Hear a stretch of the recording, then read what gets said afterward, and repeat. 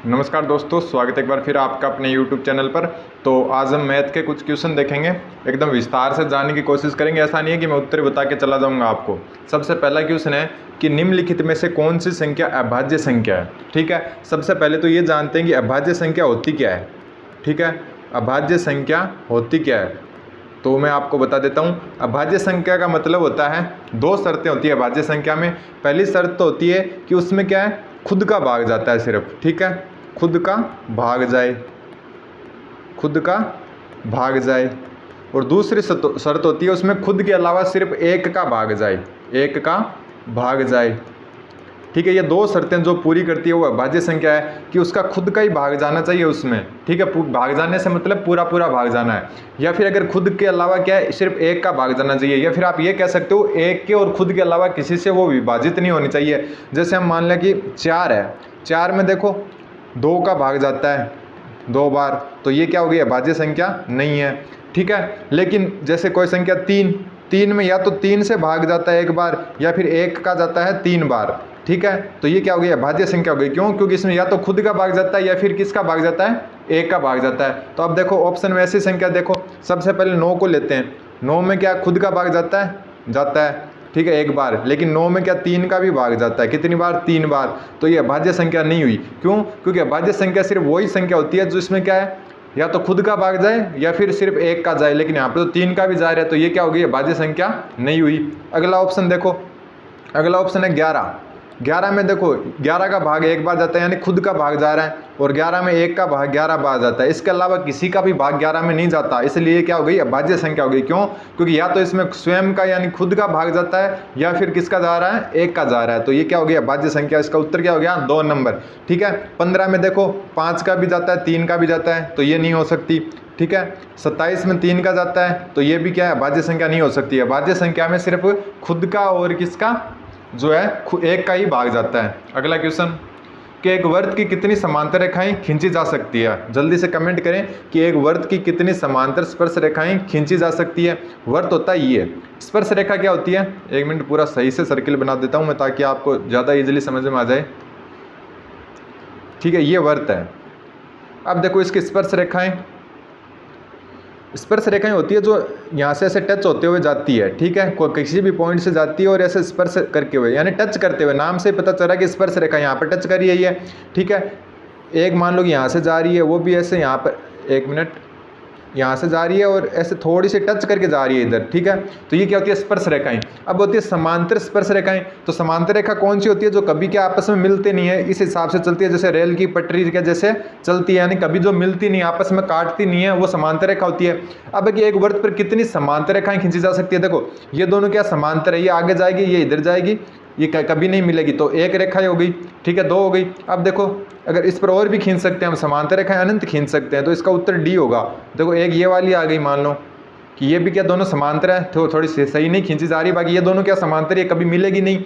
ठीक है, इसी प्रकार से अगर हम और देखें, कलर चेंज करके बता देता हूँ कि ये देखो ये रही, ये भी क्या समांतर है एक दूसरे के। ऐसा मत सोचना ये काट रही है इसको, सिर्फ आप जो सेम कलर की रेखाएं उनको देखो, इस हिसाब से आप अनंत क्या है रेखाएं खींच सकते हो। ठीक है, इस हिसाब से आप अनंत रेखाएं खींच सकते हो। जैसे एक यहाँ से जाएगी और एक इसके समांतर यहाँ से जाएगी, तो क्या अनंत रेखाएं खींच सकते हो आप समांतर, तो ये ध्यान रखना। तो इसमें उत्तर हो जाएगा डी, अनेक। ठीक है, अनेक समांतर रेखाएं खींची जा सकती है एक वृत्त के। अगला क्वेश्चन, एक पासे को फेंकने पर सम संख्या आने की प्रायिकता क्या है। जल्दी से कमेंट करें, तब तक मैं आपको एक्सप्लेन कर देता हूँ। देखो पासे पर संख्या क्या होती है, 1 2 3 4 5 और 6, ये संख्याएं होती है पासे पर। अब है सम संख्या, तो सम संख्या कौन कौन सी होती है, 2 2 4 और 6। ठीक है, विषम संख्या कौन सी होती है, विषम संख्या होती है 1 3 और 5। ठीक है, अब देखो सम संख्या आने की प्रायिकता, तो प्रायिकता क्या होती है, हमेशा बता देता हूं मैं आपको। प्रायिकता होती है, प्रायिकता होती है संभावित घटना। ठीक है, संभावित घटना और कुल घटना, ये होती है प्रायिकता। तो कुल कितने अंक होते हैं, 1 से 6 तक होते हैं, 1 2 3 4 5 6, तो कुल घटना कितनी हो गई, 6 हो गई। संभावित यानी सम संख्या आने की, तो सम संख्या कितनी है 2 4 6, 3 सम संख्याएं हैं, तो ये होगा 1/2, इसका उत्तर हो जाएगा। ध्यान रखना प्रायिकता होती है संभावित घटना, यानी सम संख्या कितनी 3 होती है, तो संभावित घटना क्या होगी 3, और फिर क्या होगी कुल घटना, कुल कितने होते हैं 6 अंक होते हैं 5 से पर, तो 1/2 ये हो गया, क्योंकि ये 3 से ये 1/2 बार कट गया, तो इस हिसाब से इसका उत्तर हो जाएगा ऑप्शन ए 1/2। अगला क्वेश्चन है कि किसी निश्चित घटना की प्रायिकता क्या होती है। ये थोड़ा सा क्वेश्चन एकदम अच्छा क्वेश्चन है, कमेंट करें जल्दी से कि किसी निश्चित घटना की प्रायिकता क्या होती है।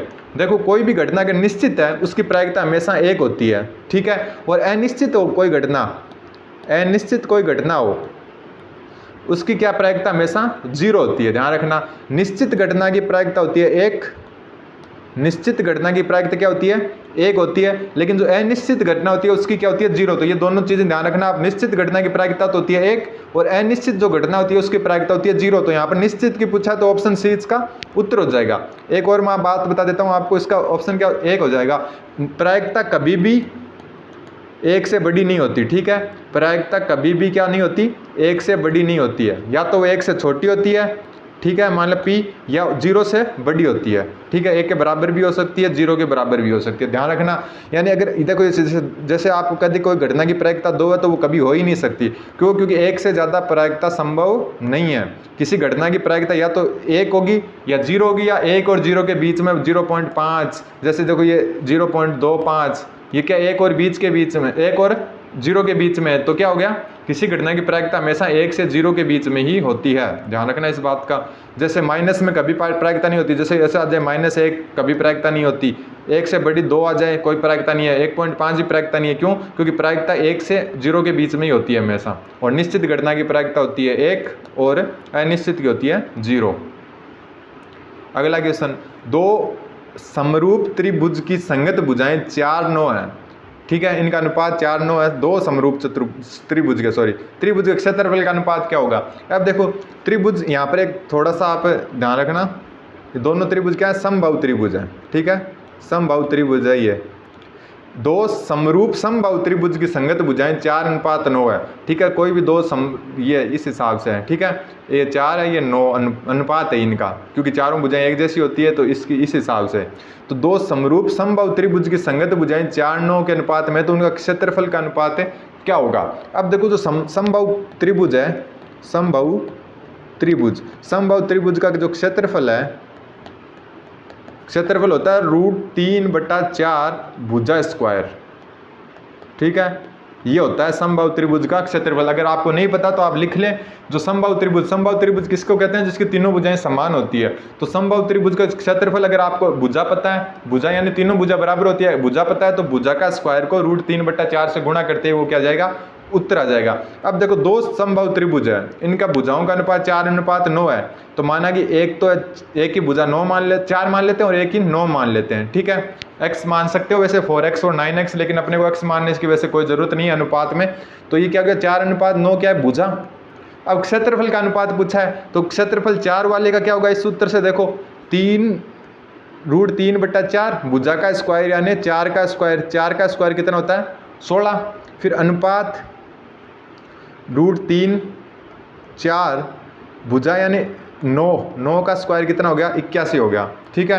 तो अब देखो काट दो इनको, जैसे अनुपात होता है ना, इसका मतलब क्या होता है कि ऊपर वाले से ऊपर वाला कटेगा, ऐसा नहीं है कि नीचे से ऊपर वाले से नीचे, क्योंकि अनुपात है ये गुणा नहीं है। तो इस √3 से √3, 4 से 4, तो आंसर कितना आ गया 16:81, ठीक है। वापस देख लेना, अगर समझ में नहीं आया तो पीछे थोड़ा सा जाओ और वापस देख सकते हो। उत्तर इसका होगा 4 नंबर 16:81, ठीक है, ये सूत्र लगेगा इसमें।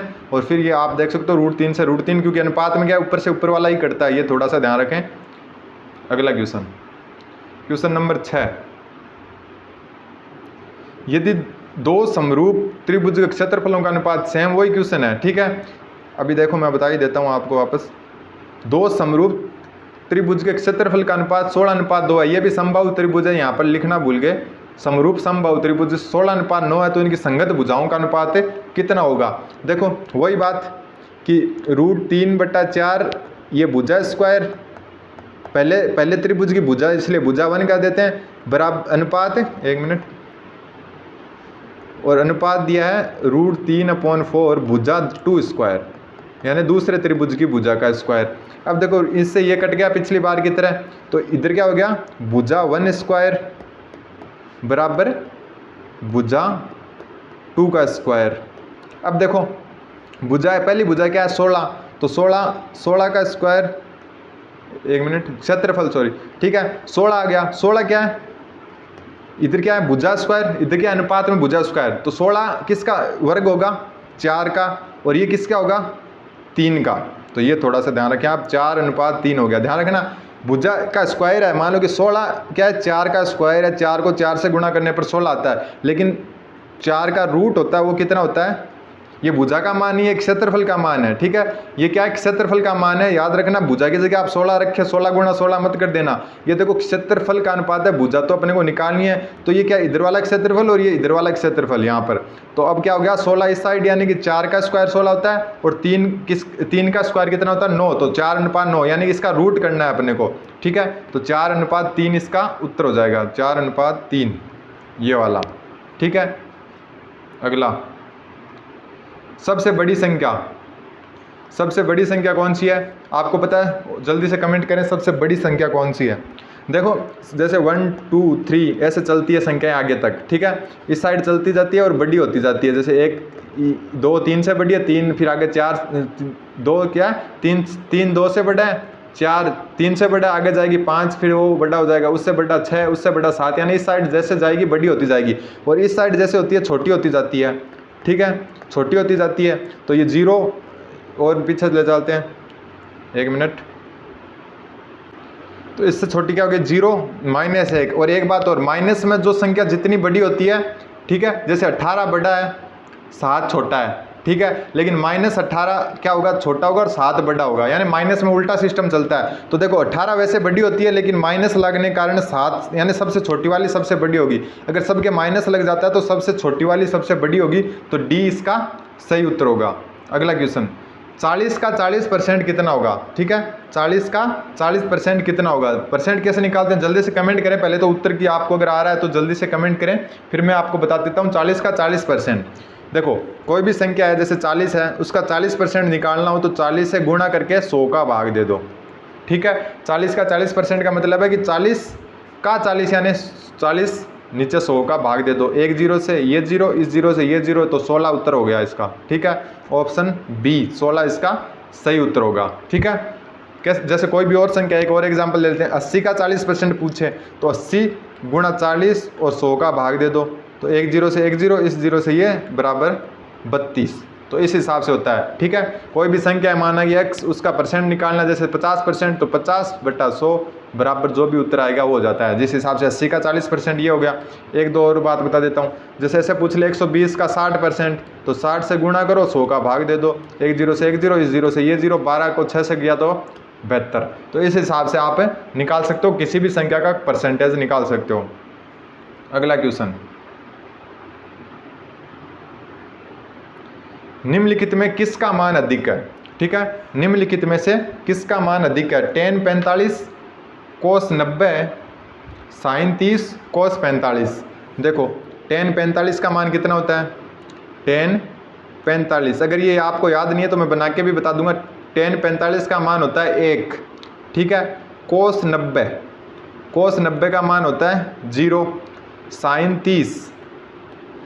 30 का मान होता है 1/2, ठीक है। cos 45 का मान होता है 1/√2, तो ये होता है। तो सबसे बड़ा कौन सा हो गया, tan 45 हो गया, ठीक है। अब बताता हूँ कैसे हो गया, तो ऑप्शन ए इसका उत्तर हो जाएगा। देखो कैसे हुआ, ये क्या है, एक क्या 0 से तो बड़ा ही होता है, तो ये बड़ा हो गया। फिर क्या 1/2 का मतलब क्या होता है, आधा हमेशा क्या होता है, एक हमेशा आधे से बड़ा होता है। फिर ये देखो ये है 1/√2 का मान होता है 1.414, तो इसको अगर हम वैसे करके देखें तो ये लगभग आएगा 0 पॉइंट और नीचे आ जाएगा, ये 3 0 ऐसे इसके आसपास आएगा, तो ये भी क्या 0 से 1 से छोटा है, तो सबसे बड़ा क्या कौन सा हो गया 45 वाला हो गया, ठीक है। तो ये ध्यान रखना, क्योंकि देखो एक में √2 का भाग लग रहा है तो ये 1 से छोटा ही होगा। मान लें कि 10 है, इसमें 2 का भाग लग रहा है तो ये 5 होगा, यानी कि 10 से तो छोटा ही होगा। तो यहाँ पर 1 में क्या है, √2 का भाग लग रहा है तो ये इससे छोटा हो गया। आधा तो हमेशा 1 से छोटा होता ही है, 0 1 से छोटा होता ही है। तो सबसे बड़ा कौन सा है, tan 45 डिग्री। ठीक है, अगला क्वेश्चन आज का लास्ट क्वेश्चन है, बाकी हम अगले वीडियो में देखेंगे। sin 60 के बराबर कौन सा है। देखो sin 60 का मान होता है, sin 60 डिग्री का मान होता है √3/2। ठीक है, और जो sin 60 का मान होता है वो होता है cos 30 का मान, उसका मान भी क्या होता है √3/2। तो इसका उत्तर क्या हो जाएगा, ये सारणी बना के बता दूंगा मैं आपको। इसका उत्तर क्या हो जाएगा, ऑप्शन डी, cos